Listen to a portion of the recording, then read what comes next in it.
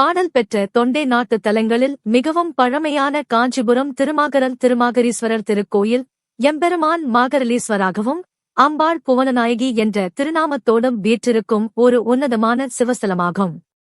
முற்காலத்தில் சூரபத்மனை முருகப்பெருமான் வதம் செய்தபோது சிவபெருமானை தீவிரமாக பூஜித்து வந்த மக்கிரன் என்ற அரக்கன் எம்பெருமானின் பேரருளால் அந்த போரின் அழிவிலிருந்து தப்பித்து இத்தலத்திற்கு வந்து இறைவனை வழிபட்டு உய்வடைந்தான்.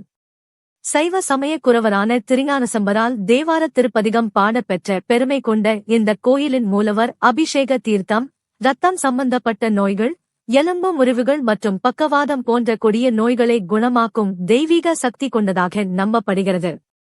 தம்பதியர் ஒற்றுமை, நவகிரக தோஷ நிவர்த்தி மற்றும் குழந்தை பேறு வேண்டி இத்தலத்திற்கு வரும் பக்தர்கள் தங்களின் பிரார்த்தனைகள் நிறைவேற கோயில் பிரகாரத்தில் அங்க பிரதட்சணம் செய்து எம்பெருமானை மனமுருகி வழிபடுகிறார்கள். இந்த தலைப்பை பற்றிய முழு தகவல்களை அறிய நமது சேனலில் உள்ள முழு வீடியோவை கண்டிப்பாக பாருங்கள்.